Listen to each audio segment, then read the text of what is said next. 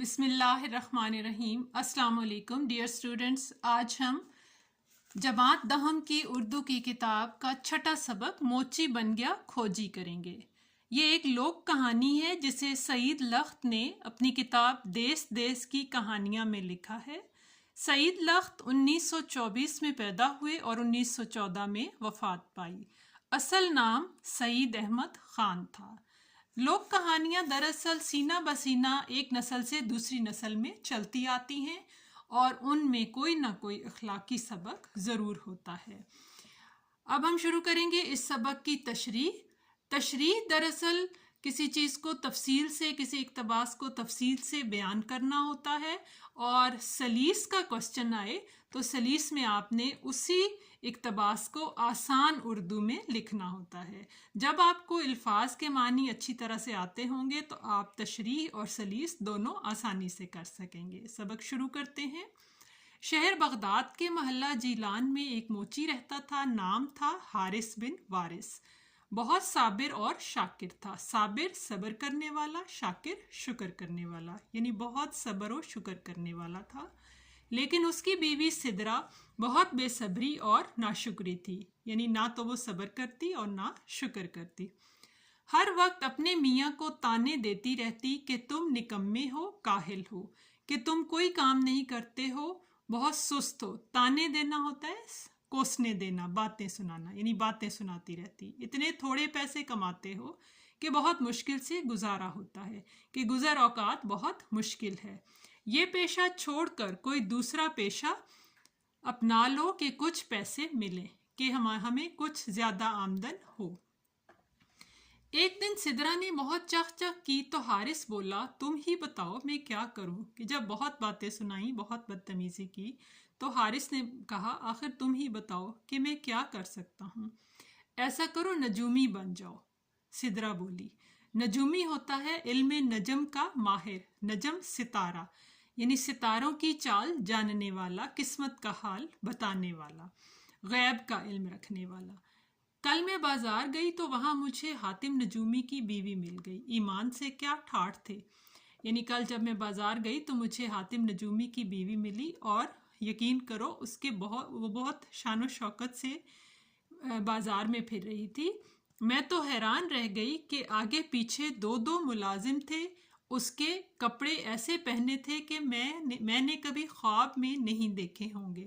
یعنی دو دو ملازم تھے اس کے آگے پیچھے، اور کپڑے ایسے تھے کہ میں تصور بھی نہیں کر سکتی۔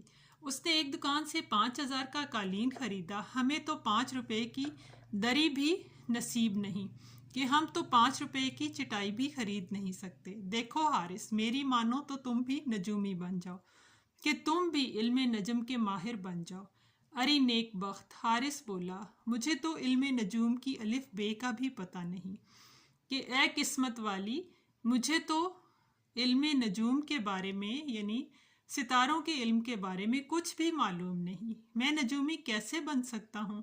یہ کیسے ممکن ہے کہ میں نجومی بن جاؤں؟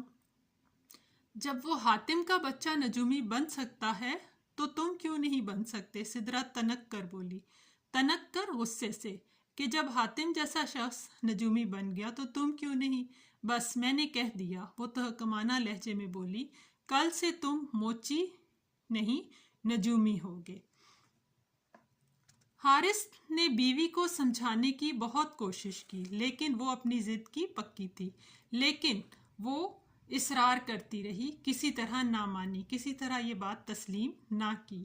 آخر میاں کو بیوی کے سامنے ہتھیار ڈالنے پڑے، ہار ماننا پڑی۔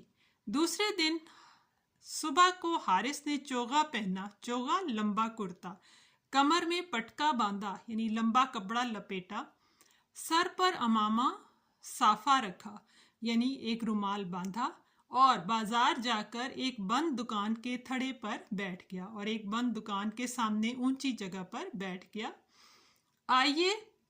آئیے صاحب، آئیے، غیب کا حال معلوم کیجئے، یعنی پوشیدہ باتوں کو جانیے۔ غیب ہوتا ہے پوشیدہ باتوں کو جاننا۔ میں آپ کے ستاروں کی چال بدل کر آپ کی ہر مشکل آسان کر سکتا ہوں، کہ آپ کی قسمت کا حال بدل سکتا ہوں اور آپ کے لیے آسانی کر سکتا ہوں۔ آئیے آئیے، مت شرمائیے، مت گھبرائیے، بہت پہنچا ہوا نجومی ہوں، یعنی بہت ماہر نجومی ہوں، علم نجم کا ماہر ہوں۔ مت شرمائیے مراد ہچکچائیے نہیں، گھبرائیے نہیں۔ آن کی آن میں اس کے گرد لوگوں کا مجمع لگ گیا، اور اس مجمع میں بغداد کا ایک مشہور جوہری بھی تھا۔ آن کی آن میں فوراً ہی اس کے چاروں طرف ایک ہجوم اکٹھا ہو گیا۔ اس ہجوم میں بغداد کا ایک مشہور ہیرے جواہرات کا کاروبار کرنے والا شخص بھی تھا۔ وہ لوگوں کی بھیڑ کو چیرتا پھاڑتا، یعنی لوگوں کو دھکے دیتا ہوا حارث کے پاس آیا اور بولا، یا شیخ۔ اس علاقے میں احترام کے لیے لوگوں کو یا شیخ کہہ کے بلاتے ہیں۔ میں جوہری ہوں، یعنی میں ہیرے جواہرات کا کاروبار کرتا ہوں۔ بادشاہ سلامت نے مجھے اپنا تاج پالش کرنے کے لیے دیا تھا، یعنی اپنا تاج ایسے پالش کرنے کے لیے دیا تھا کہ وہ چمک جائے۔ اس کا ایک ہیرا غائب ہو گیا، اور اس کا ایک ہیرا مجھ سے گم ہو گیا، کھو گیا۔ اگر وہ ہیرا نہ ملا تو میں بے موت مارا جاؤں گا، یعنی اگر میں اس ہیرے کو تلاش نہ کر سکا تو بلا وجہ مارا جاؤں گا۔ حارث آسمان کی طرف دیکھ کر بولا، تمہارا ستارہ گردش میں ہے، اسے گردش سے نکالنے میں 1 گھنٹہ لگے گا۔ اب تم جاؤ، 1 گھنٹے بعد آنا۔ یعنی تمہاری قسمت اس وقت خراب ہے، تمہاری قسمت کو ٹھیک کرنے میں مجھے 1 گھنٹہ درکار ہے، تم 1 گھنٹے کے بعد دوبارہ آنا۔ کہنے کو تو اس نے یہ کہہ دیا، مگر دل میں گھبرا رہا تھا کہ ہیرے کے چور کا پتہ کیسے چلاؤں۔ یعنی یہ کہہ تو بیٹھا، لیکن اسے نہیں معلوم کہ ہیرے کے چور کا اسے کیسے پتہ چلے گا۔ میرے تو فرشتوں کو بھی معلوم نہیں، فرشتوں کو بھی معلوم نہیں۔ محاورہ ہے کہ مجھے بالکل معلوم نہیں کہ چور کون ہے اور ہیرا کہاں ہے، کہ ہیرا کس نے چرایا ہے۔ اس نے ایک ٹھنڈی سانس بھری اور بولا، اری سدرا، تو نے اپنے شوہر کو کس مصیبت میں پھنسا دیا۔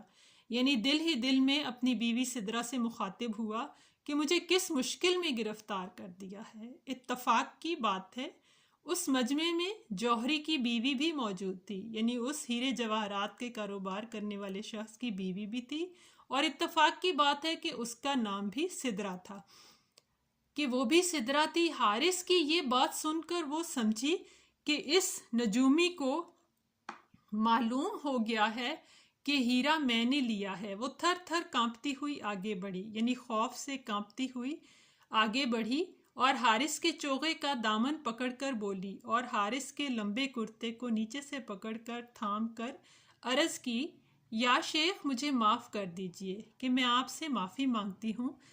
میں اس جوہری کی بیوی ہوں، میں نے ہیرا چرانے کی نیت سے نہیں لیا۔ نیت ہوتا ہے ارادہ، کہ میرا ایسا کوئی ارادہ نہیں تھا، میں اسے صرف دیکھنا چاہتی تھی۔ اب سمجھ میں نہیں آتا کہ اسے کیسے واپس کروں، کہ اب میں نہیں سمجھ رہی کہ کیسے واپس کروں۔ حارث نے کہا، جو لوگ اپنے گناہوں کا اقرار کر کے سچے دل سے توبہ کرتے ہیں، خدا انہیں معاف کر دیتا ہے، کہ جو لوگ یہ تسلیم کر لیتے ہیں کہ ان سے غلطی ہو گئی ہے تو اللہ تعالیٰ بھی ان کے گناہ کو معاف کر دیتا ہے۔ اب تم جاؤ، اب تم فوراً گھر جاؤ اور وہ ہیرا چپکے سے اپنے خاوند کے چوغے کی جیب میں ڈال دو، یعنی اپنے شوہر کے کرتے کی جیب میں ڈال دو۔ 1 گھنٹے کے بعد جوہری واپس آیا تو حارث نے کہا، تمہارے ستارے کی چال کچھ بگڑی ہوئی تھی، کہ تمہارا مقدر کچھ خراب تھا، اب میں نے ٹھیک کر دی ہے، تم گھر جاؤ، ہیرا تمہارے چوغے کی جیب میں ہے۔ جوہری الٹے قدموں گھر گیا اور چوغے کی جیب ٹٹولی، تلاشی لی، تلاش کیا تو ہیرا اس میں موجود تھا۔ وہ خوشی سے پھولا نہ سمایا، بہت خوش ہوا۔ اس نے ایک تھیلی میں سونے کی اشرفیاں بھری، یعنی سونے کے سکے بھرے، اور حارث کے پاس آ کر بولا، یا شیخ، آپ تو سچ مچ بہت پہنچے ہوئے نجومی ہیں، کہ آپ تو بہت بڑے علم نجوم کے ماہر ہیں۔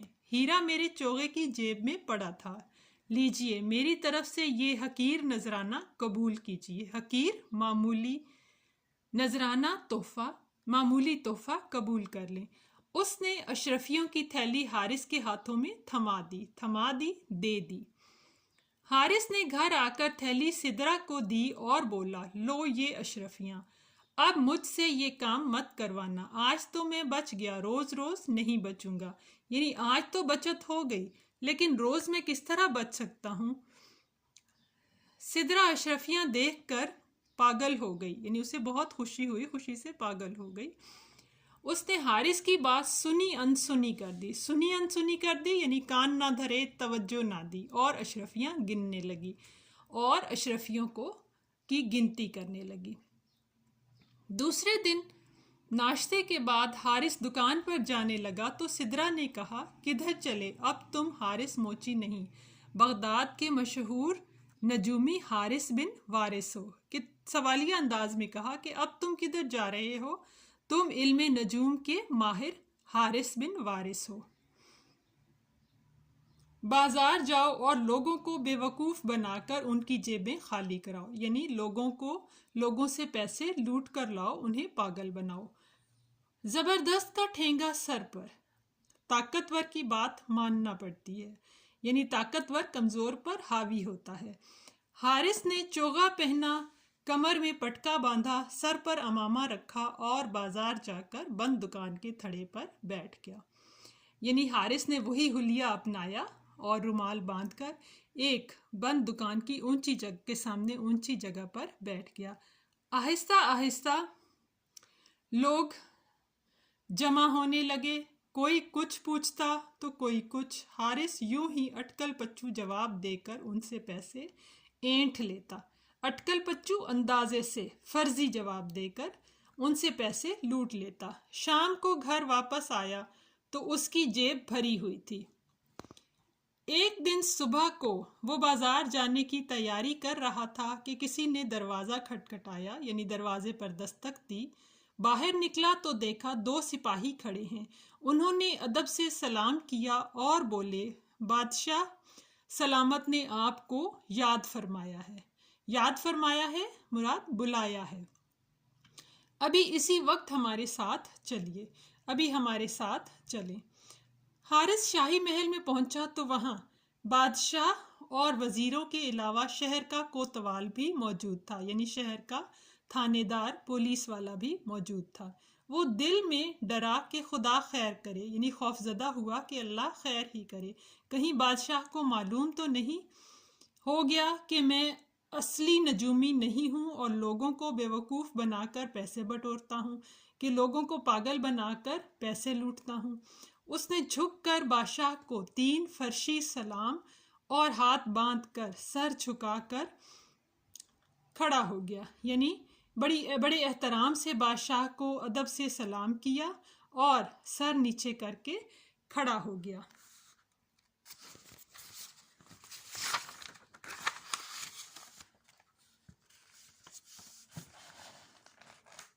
बादशाह बोला, परसों रात हमारे खजाने से हीरे जवाहरात के 40 संदूक गायब हो गए, कि परसों रात हमारे शाही माल में से कीमती हीरों के 40 संदूक गुम हो गए। पुलिस चोरों का सुराग लगाने में नाकाम रही है। हमने सुना है कि तुम बहुत अच्छे नजूमी हो, कि तुम इल्मे नजम के माहिर हो। अगर तुमने चोरों का पता चला लिया तो हम तुम्हें मुंह मांगा इनाम देंगे, तो हम तुम्हारी ख्वाहिश के मुताबिक तुम्हें इनाम देंगे। हारिस बोला, अली जा, ये किसी एक चोर का काम नहीं, ये 40 चोरों का काम है। उनका खोज लगाने में 40 दिन लगेंगे, यानी उनके बारे में मालूम करने में खोज लगाना होता है, सुराग लगाना, पता चलाना। 40 दिन दरकार हैं। ठीक है, हम तुम्हें 40 दिन देते हैं, लेकिन अगर तुमने 40 दिन में उन चोरों का सुराग ना लगाया, यानी उनका पता ना चला सके, तो तुम्हारी खाल खिंचवा कर भुस भरवा देंगे। खाल होती है चमड़ी, जिसे अंग्रेजी में आप स्किन कहते हैं। तुम्हारी चमड़ी उतरवा कर भूसा भरवा देंगे। हारिस गिरता पड़ता घर आया और सिदरा से बोला, जल्दी करो और बोरिया बिस्तर बांध कर यहाँ से निकलो, यानी खौफ और परेशानी की हालत में घर आया اور بیوی سے کہنے لگا سامان باندھو اور یہاں سے چلیں۔ کہاں چلیں؟ سدرا نے پوچھا تمہاری اماں کے گھر۔ حارث نے جواب دیا، یعنی خوف سے کہنے لگا کہ تمہاری اماں کے گھر۔ میری اماں کو تو مرے 10 سال ہو گئے، سدرا بولی، مگر میں پوچھوں یہ ایکا ایکی بوریا بستر گول کرنے کی کیوں سوجھی تمہیں؟ یعنی میری ماں کو تو فوت ہوئے 10 سال ہو چکے ہیں، سدرا کہنے لگی، لیکن اچانک ایکا ایکی اچانک بوریا بستر یعنی سامان باندھنے کی کیوں سوجھی، کیوں فکر لاحق ہوئی، کہ تم کیوں ایک دم سے اس فکر میں مبتلا ہو کہ ہم اپنا سامان باندھ کر کہیں چلے جائیں۔ حارث نے کہا چوروں نے بادشاہ کے خزانے سے ہیرے جواہرات کے 40 صندوق چرا لیے ہیں اور اس نے مجھے ان کا کھوج لگانے کا حکم دیا ہے، کہ 40 صندوق چوری ہوئے ہیں جن کو تلاش کرنے کا حکم دیا ہے۔ میں نے 40 دن کی مہلت مانگی ہے۔ مہلت ہوتا ہے موقع۔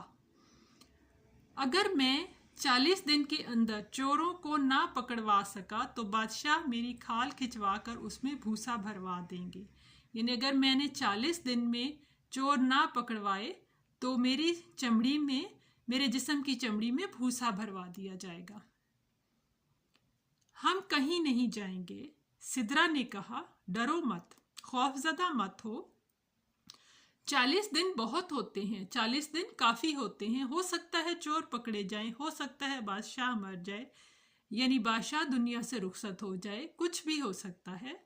حارث بولا، اور اگر ان باتوں میں سے کوئی بات نہ ہوئی تو پھر ہم 40ویں دن رات کو یہاں سے بھاگ جائیں گے، فرار ہو جائیں گے۔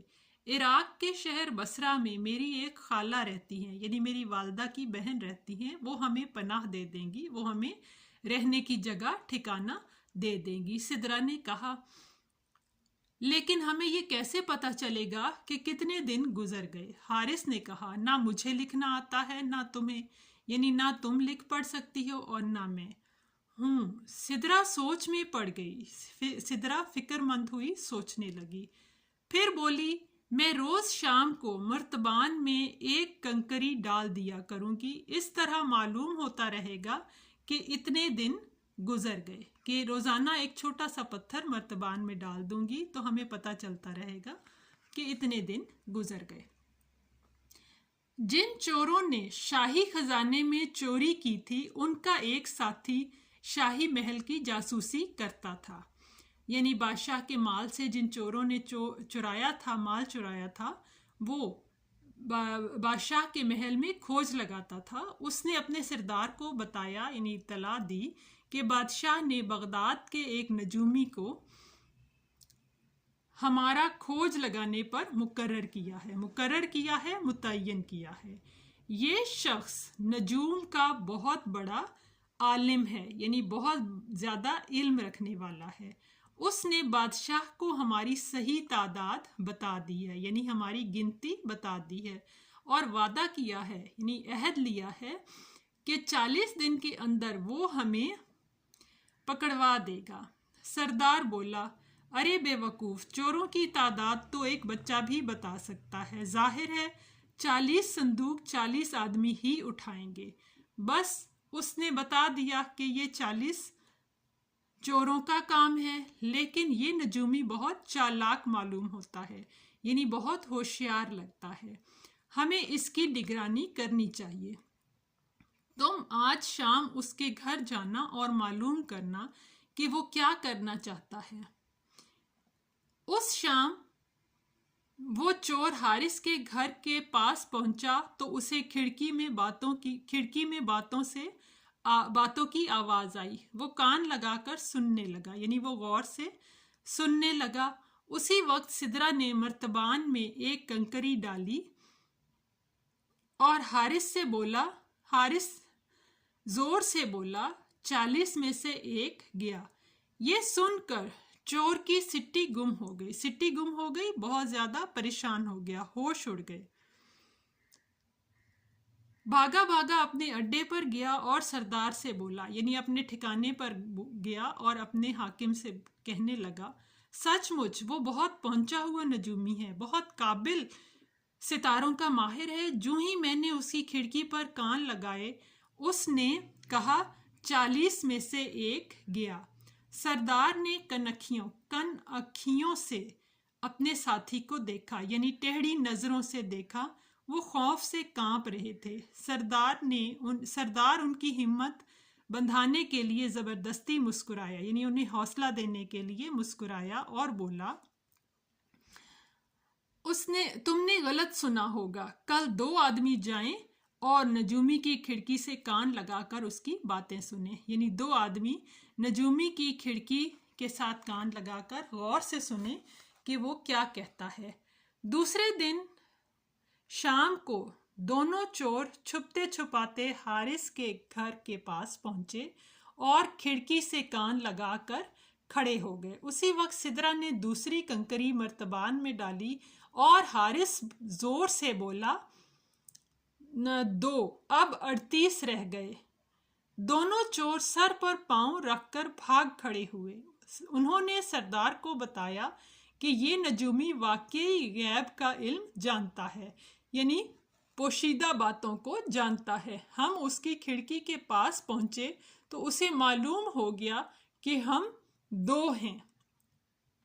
سردار نے غصے سے پیر پٹخے اور چلا کر بولا، یعنی غصے سے زمین پر پیر مارے اور چیخ کر بولا تم دونوں بھی بدھو ہو۔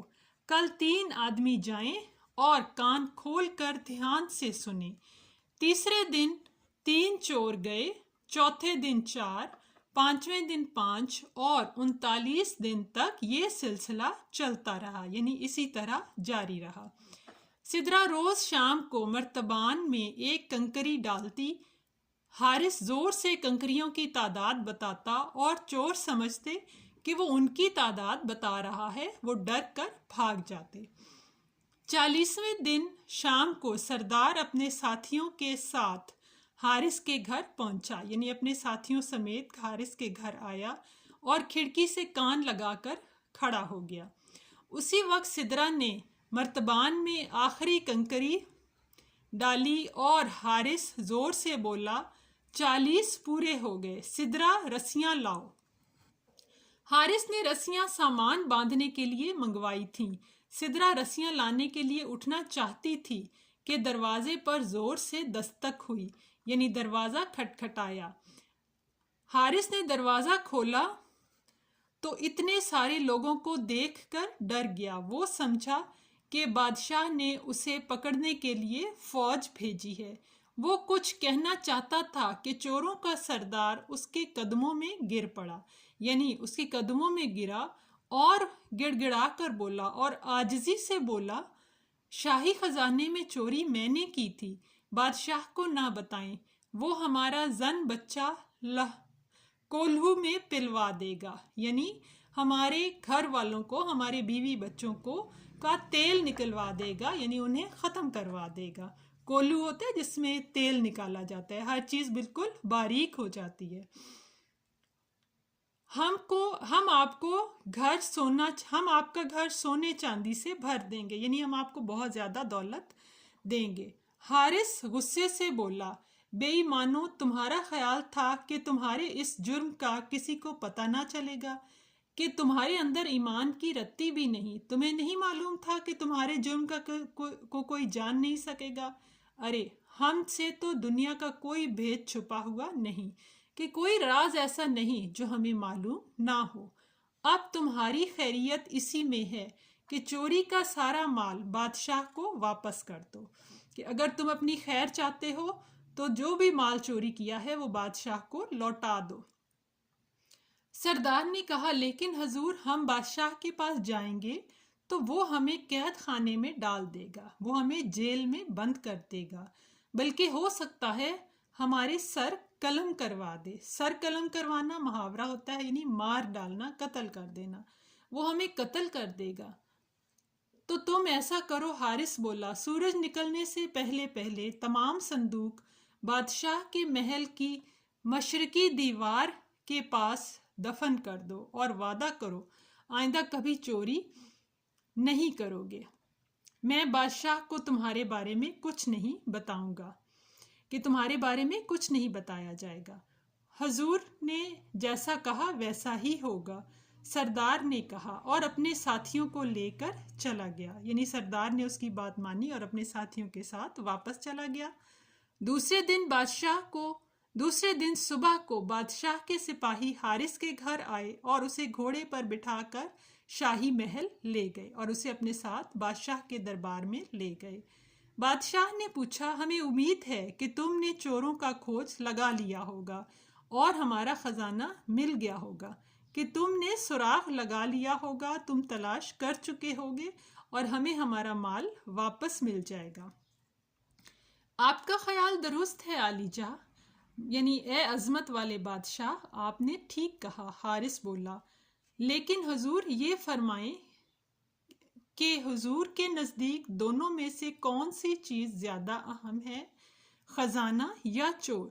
کہ آپ کس چیز کو زیادہ اہمیت دیتے ہیں، اپنے مال کو یا چوروں کو؟ میں ان میں سے صرف ایک چیز حضور کے حوالے کر سکتا ہوں۔ دونوں چیزیں دینے سے ستاروں نے منع کر دیا ہے، یعنی جو میرا علم نجوم ہے اس کے مطابق میں آپ کو صرف ایک چیز واپس کر سکتا ہوں۔ ہمیں خزانہ چاہیے، چوروں سے پھر کبھی نمٹ لیں گے یعنی کسی وقت بدلہ لے لیں گے۔ بادشاہ نے کہا، تو پھر حضور میرے ساتھ تشریف لائیں۔ حارث بولا۔ بادشاہ، وزیر اور سپاہی حارث کے پیچھے چل پڑے۔ وہ انہیں شاہی محل کی مشرقی دیوار کے پاس لے گیا اور سپاہیوں سے کہا کہ زمین کھودیں۔ انہوں نے زمین کھودی تو اس میں سے 40 صندوق نکلے، یعنی زمین کھودنے پر 40 صندوق برآمد ہو گئے۔ بادشاہ خوش ہو کر بولا، حارث تم تو کمال کے آدمی ہو، یعنی تم بہت باصلاحیت ہو۔